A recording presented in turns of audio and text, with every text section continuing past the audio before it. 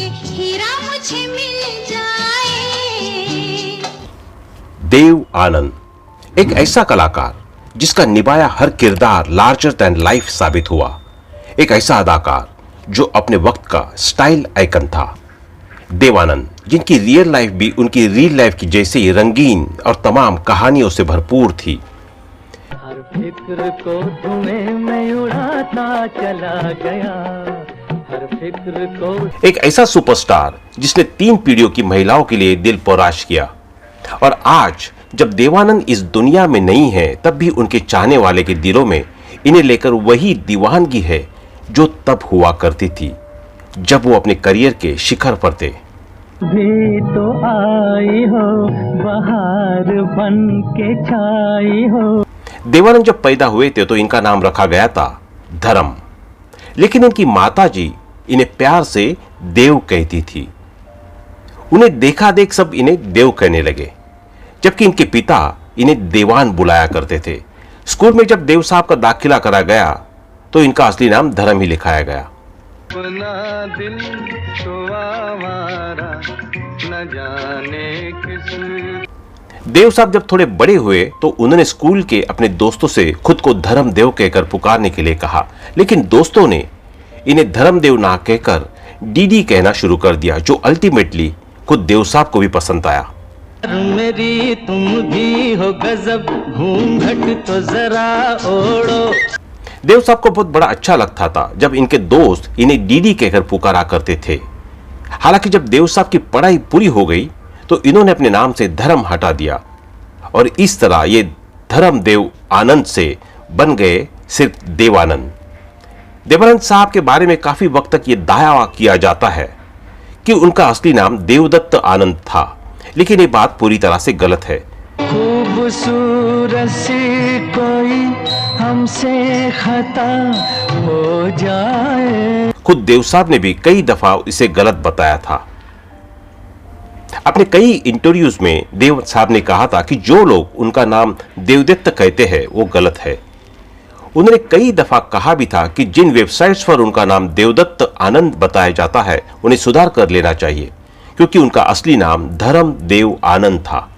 इस बात का जिक्र देवानंद साहब ने अपनी ऑटोबायोग्राफी रोमांसिंग विद लाइफ में भी किया है।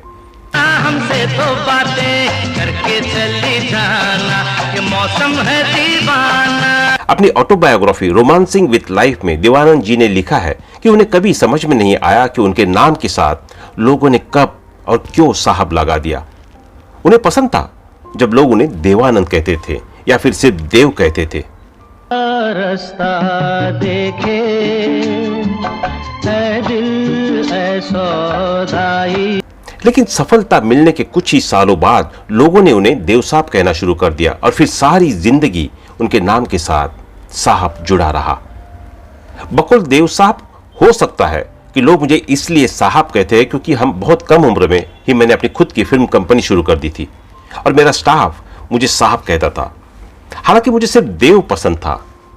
कल का भरोसा क्या, आओ इसी दम कह दे। देवानंद ने गवर्नमेंट कॉलेज लाहौर से बैचलर इन आर्ट्स की डिग्री ली थी। लाहौर का गवर्नमेंट कॉलेज उस जमाने में देश के सबसे टॉप कॉलेजेस में से एक था। वहां से डिग्री लेने वाले अधिकतर देश के अमीर घरानों के नौजवान हुआ करते थे, जो फिर विदेश में खास तौर पर इंग्लैंड से आगे की पढ़ाई करते थे। देवानंद भी चाहते थे कि वो इंग्लैंड पढ़ने जाए, लेकिन उस वक्त इनके पिता की आर्थिक स्थिति काफी बिगड़ी हुई थी। हो तुम या कोई हकीकत कौन हो तुम बतलाओ हो दे। यूं तो इनके बड़े भाई चेतन आनंद इंग्लैंड में पढ़ाई करने जा चुके थे, लेकिन देव साहब को इंग्लैंड भेजने का सामर्थ्य इनके पिता में नहीं बचा था। देवानंद के पिता ने इन्हें सलाह दी थी कि ये बैंक में नौकरी कर ले, और पिता ने देव साहब को यह सलाह तब दी जब देव साहब रॉयल ब्रिटिश इंडियन नेवी में नौकरी पाने की एक नाकाम कोशिश कर चुके थे। जी हाँ, ये सच है। महफिल में गम तेरा लेकर किस्मत से खेला जुआ। देवानंद जी को जब इस बात का एहसास हो गया था कि पिता के पास उन्हें इंग्लैंड पढ़ने भेजने के लिए पैसे नहीं हैं, तो उन्होंने नेवी में नौकरी हासिल करने की कोशिश की थी, लेकिन उनकी ये कोशिश कामयाब नहीं हो सकी थी। और जब देवानंद जी के पिता ने उन्हें बैंक में नौकरी करने को कहा तो उनकी आंखों में आंसू आ गए थे। इससे आएगा है अपना दिल तो आवारा। वो कभी भी बैंक में नौकरी नहीं करना चाहते थे। देवानंद एक ऐसी शख्सियत थे जिन्हें महिलाओं की तरफ से बहुत प्यार मिला, लेकिन जब ये छोटे थे तो लड़कियों से बहुत ज्यादा शर्माते थे। अपनी किताब रोमांसिंग विथ लाइफ में जिक्र करते हुए देवानंद ने लिखा है कि इत्तेफाक से इनके पिता ने इनके होम टाउन गुरदासपुर में इनका दाखिला लड़कियों के एक स्कूल में करा दिया था। करे पुकार प्यार का राग सुनो, प्यार का राग सुनो रे। वो लड़कियां इन्हें खूब छेड़ती थी, लेकिन उनमें से एक लड़की तो ऐसी थी जो इन पर हद से ज्यादा मरती थी। वो लड़की क्रिश्चियन थी, उसका नाम फ्लोरेंस था। फ्लोरेंस स्कूल में तो देव साहब के पीछे पड़ी ही रहती थी, लेकिन स्कूल के बाद भी वो जब देवानंद को कहीं देख लेती थी तो उनके पीछे लग जाती थी, और वो इसलिए क्योंकि वो लड़की इनकी पड़ोसी भी थी। हालांकि उस वक्त देव साहब फ्लोरेंस से बहुत घबराते थे, वो उससे बच्चे फिरते थे, लेकिन फ्लोरेंस किसी ना किसी तरह इन तक पहुंच जाती थी और जबरदस्ती इनके गाल पर किस भी कर देती थी। थी फिर भी मैंने वादा तो निभाया। हालांकि देव साहब को फ्लोरेंस पसंद नहीं थी। देवानंद का सबसे पहला क्रश थी उषा नाम की एक लड़की जो गवर्नमेंट कॉलेज लाहौर में उनके साथ पढ़ती थी। उस लड़की की मां ब्रिटिश और पिता भारतीय थे, जो गवर्नमेंट कॉलेज लाहौर में ही इतिहास के प्रोफेसर थे। उषा क्लास में इकलौती लड़की थी। वो हमेशा देवानंद के सामने वाली बेंच पर ही बैठी थी। देव साहब को उषा बहुत पसंद थी। नफरत करने वालों के सीने में प्यार भर दूं। साड़ी में उषा देव साहब को बहुत खूबसूरत लगती थी, लेकिन अपने शर्मीले स्वभाव की वजह से देव साहब कभी भी उषा से अपने दिल की बात नहीं कर पाए। ऐसा नहीं कि देवानंद के दिल में उषा के लिए एक तरफा मोहब्बत थी, उषा भी देवानंद को बहुत पसंद करती थी। अपनी ऑटोबायोग्राफी रोमांसिंग विथ लाइफ में देवानंद ने लिखा है कि एक दिन जब वो लाहौर गवर्नमेंट कॉलेज के प्रिंसिपल रूम से अपना कैरेक्टर सर्टिफिकेट लेकर बाहर निकले तो उन्हें कॉरिडोर में उषा मिल गई। में इशारा हो गया, बैठे बैठे जीने का सहारा हो गया। उषा के हाथों में हमेशा की तरह बुक्स और नोटबुक्स थी। उस दिन उषा खुद देव साहब के पास चलकर आई और उसने इनसे पूछा कि क्या ये मास्टर्स भी इसी कॉलेज से करेंगे। उषा ने देव साहब को यह भी बताया कि वो तो मास्टर इसी कॉलेज से करने वाली है। उसी दिन उषा ने देव साहब से भी ये कहा कि वो इन्हें पसंद करती है और वो ये भी जानती है कि देव भी उसे पसंद करते हैं, इसलिए वो चाहती है कि देव भी अपनी मास्टर्स इसी कॉलेज से करे।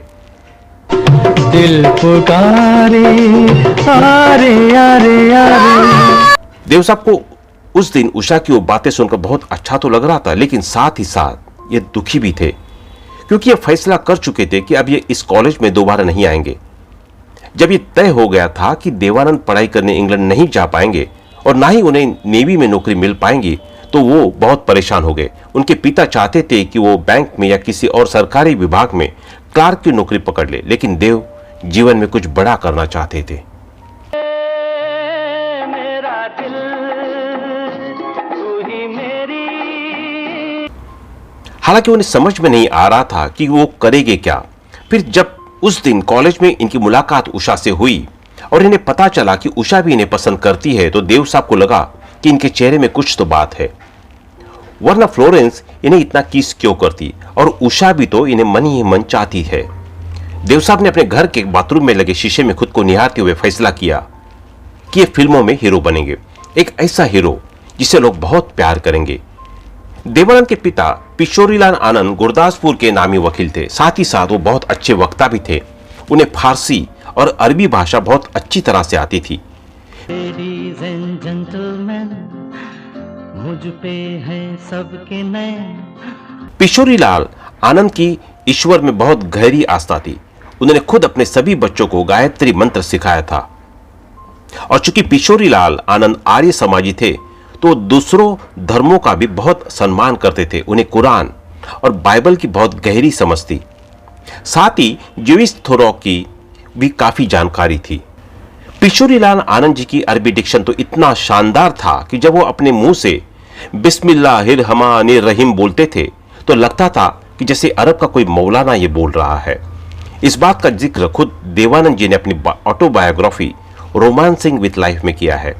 कांची रे प्रीत मेरी सांची, रुक जा न जा दिल तोड़ के। चूंकि एक वक्त पर देवानंद के पिता किशोरीलाल आनंद की लॉ प्रैक्टिस बहुत शानदार थी, तो उनकी गिनती गुरदासपुर के अमीरों में हुआ करती थी। वो अक्सर गर्मियों की छुट्टी में अपने पूरे परिवार को साथ लेकर हिमाचल के डलहौजी चले जाया करते थे, और छुट्टियों के उन दिनों में वो देवानंद को डलहौजी के sacred heart English convent school में दाखिल करा देते थे। और यही वजह थी कि देवानंद की इंग्लिश हमेशा से शानदार रही, और इनका एक्सेंट तो हूबहू ऐसा था मानो कोई अंग्रेज खुद अंग्रेजी बोल रहा हो। डलहौजी में देवानंद के पिता जिस विला में रुकते थे, उसका मालिक एक ब्रिटिशर था। उसे जब मिस्टर रॉबिन्सन कहकर बुला पुकारते थे।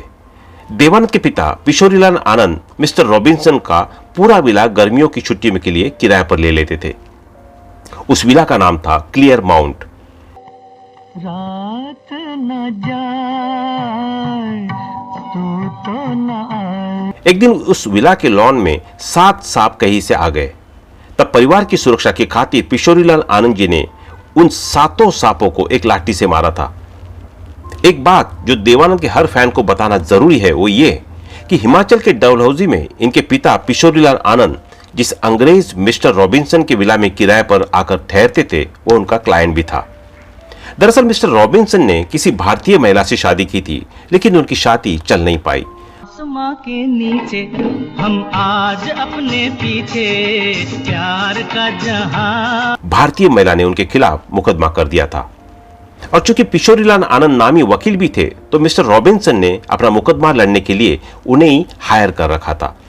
इस तरह किशोरीलाल आनंद अपनी फीस काटने के बाद काफी कम रकम मिस्टर रॉबिन्सन को बतौर किराया चुकाते थे। एक बात जो देवानंद के हर फैन को बताना जरूरी है कि वो ये हिमाचल के डलहौजी में इनके पिता किशोरीलाल आनंद जिस अंग्रेज मिस्टर रॉबिन्सन के विला में किराए पर आकर ठहरते थे, वो उनका क्लाइंट भी था।